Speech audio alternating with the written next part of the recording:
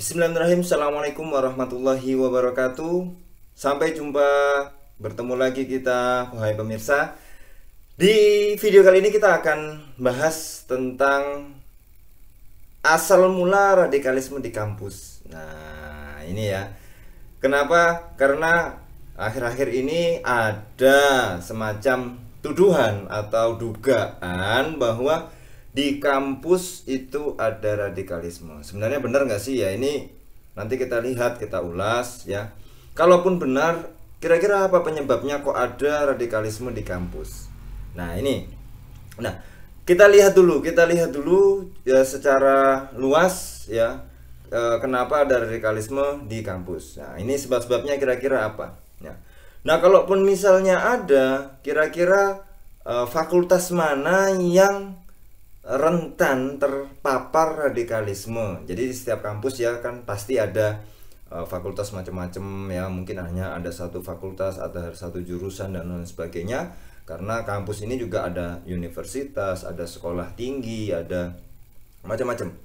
Nah, disinilah kita kemudian melihat bagaimana ternyata ya ini yang justru banyak terpapar ini. Dugaan, hipotesa ya. Justru banyak yang terpapar oleh radikalisme adalah kampus-kampus yang ya, itu kampus eksak. Kenapa? Nah, penyebabnya kenapa kok fakultas eksak atau kampus-kampus yang ada fakultas eksak. Nah, justru di fakultas eksak inilah banyak kampus-kampus yang di situ banyak terpapar atau rentan terhadap radikalisme. Nah, ini kita ulas. Jangan-jangan penyebabnya ini. Nah, di fakultas eksak terutama mahasiswanya adalah ya, kalau kita lihat fakultas eksak kan berarti ini sangat percaya bahwa kebenaran itu tunggal. Nah, ini cara berpikir bilangan biner. Bilangan biner itu kalau nggak 0 ya 1 ya, kalau tidak 0 ya 1, kalau 1 ya 0 ya, kalau nggak 1 ya 0, kalau nggak 0 ya 1.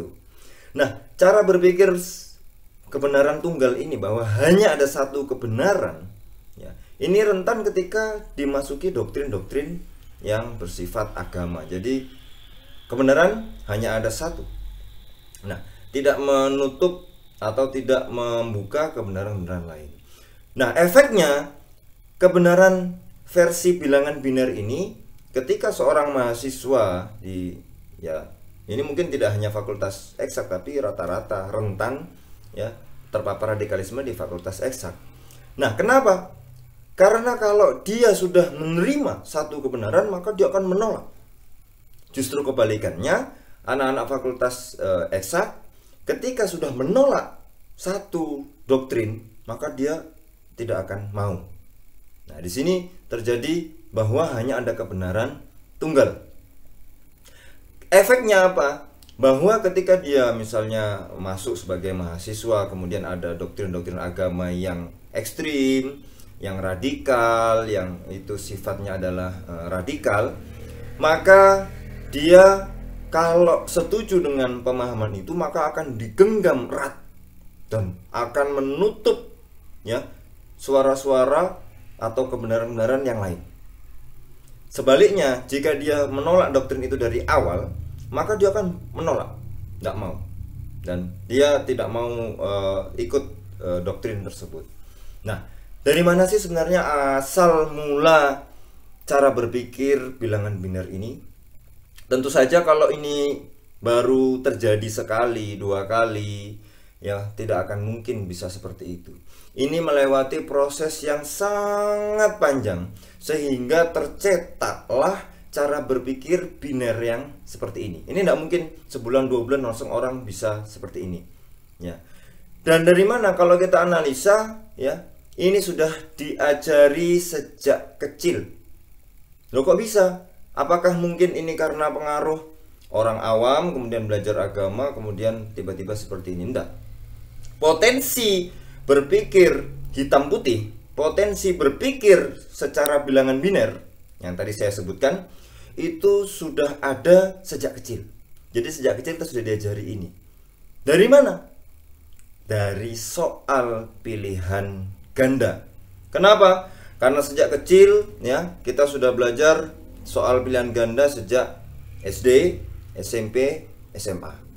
Nah, di soal pilihan ganda ini tidak mungkin ada jawaban lain, mesti hanya satu yang benar, yang lain pasti salah. Nah, dari sinilah ya kemungkinan atau potensi untuk berpikir bilangan biner ini sudah ada, sudah ditanamkan sejak dini. Nah, potensi bilangan biner ini yang kemudian nanti akan membuat orang gampang atau rentan terhadap radikalisme. Ya, kalau dia menolak, kalau dia kemudian menerima dan memegang erat, itu pasti akan terus. Jadi ini dari SD, dari SMP, dari SMA, ketika kuliah, ya ketika di kampus, di universitas, maka ini mau nggak mau potensi untuk bisa terpapar radikalisme sangat kuat. Kenapa? Dari soal pilihan ganda. Bagaimana bisa? Karena dalam soal pilihan ganda tidak dimungkinkan ada jawaban benar yang lain, hanya ada satu jawaban benar. Jadi kalau kita runut, dari mana asal mula radikalisme di kampus? Dari soal pilihan ganda sejak SD. Jika mau menghapus radikalisme di kampus, maka hapus pula soal pilihan ganda di sekolah dasar, di SMP dan di SMA. Terima kasih sudah menonton. Jangan lupa subscribe, like, dan komen, dan nyalakan tanda loncengnya. Terima kasih, smart people.